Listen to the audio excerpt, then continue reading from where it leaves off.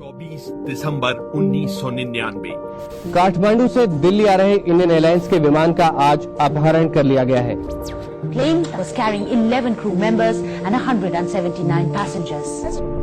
We were blindfolded, we all of us, with our heads down. Passenger है, उनकी safety हमारी सबसे बड़ी priority. We have evidence to show that hijackers were encouraged by Pakistan.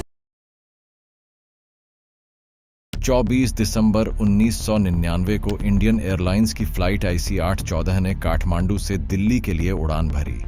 यह एक ऐसी यात्रा थी जिसमें आमतौर पर 2 घंटे से ज्यादा समय नहीं लगता, लेकिन विमान में सवार यात्रियों और चालक दल के लिए यह एक बड़ी चुनौती थी। यह एक अनोखी यात्रा है। यह 7 दिनों तक चलेगी और भारतीय विमानन को हमेशा के लिए बदल देगी।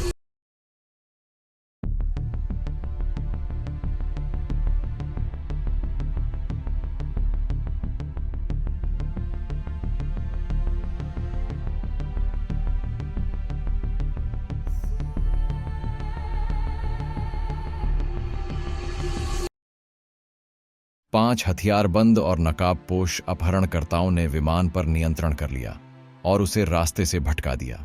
इसके बाद जो हुआ वह इतिहास की सबसे भयावह अपहरण घटनाओं में से एक थी।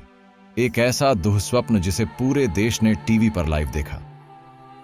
जब यात्री अपने भोजन का आनंद ले रहे थे, 4 नकाबपोश लोग खड़े हुए, विमान पर नियंत्रण कर लिया और घोषणा की कि उन्होंने विमान का अपहरण कर लिया है। अपहरणकर्ताओं ने कॉकपिट पर धावा बोल दिया और बंदूक की नोक पर कैप्टन देवी शरण को विमान का मार्ग बदलने और पश्चिम की ओर जाने का आदेश दिया।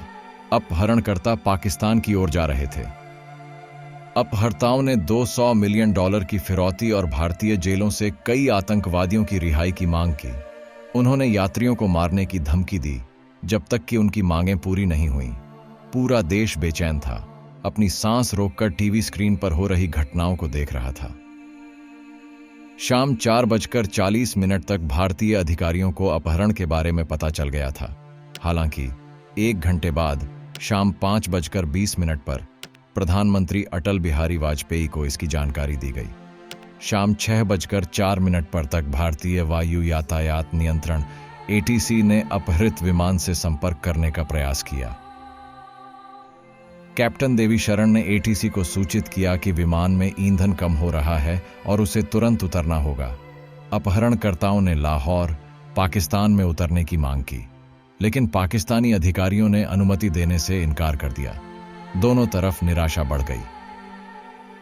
पाकिस्तान से अनुमति न मिलने के बावजूद भारतीय अधिकारियों ने अपहरणकर्ताओं के साथ बातचीत की और अंततः उन्हें ईंधन भरने के लिए अमृतसर में उतरने के लिए मना लिया। इस अवसर ने भारत को स्थिति पर नियंत्रण पाने का एक सुनहरा अवसर दिया, लेकिन भारत की प्रतिक्रिया गलतियों से भरी हुई थी।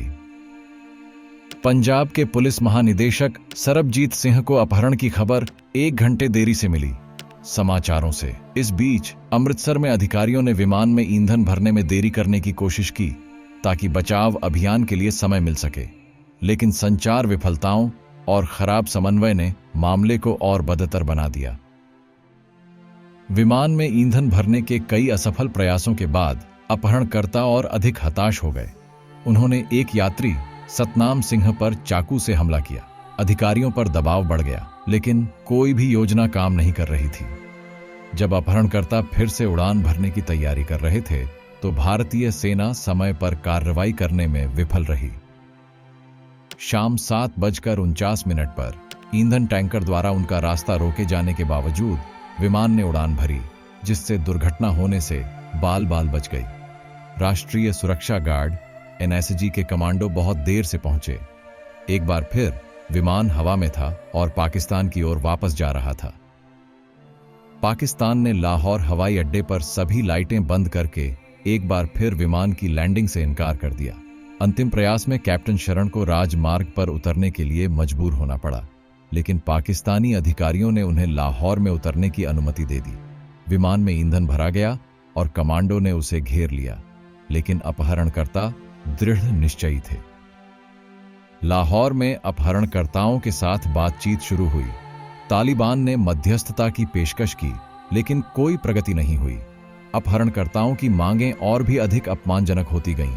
जिसमें आतंकवादियों की रिहाई और बड़ी रकम शामिल थी।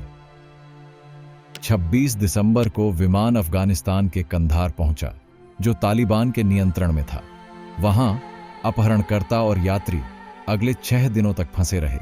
इस दौरान गहन बातचीत जारी रही, जिसमें भारत सरकार पर भारी दबाव था।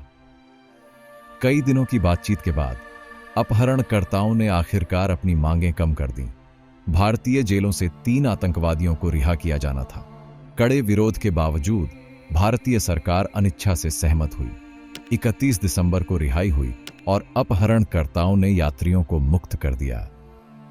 जैसे ही विमान भारत में उतरा, पूरे देश ने राहत की सांस ली। यात्री आखिरकार मुक्त हो गए, लेकिन कई घायल, भूखे और सदमे में थे। अपहरण ने गहरे जख्म छोड़े थे और भारतीय अधिकारियों की विफलताएं स्पष्ट थीं।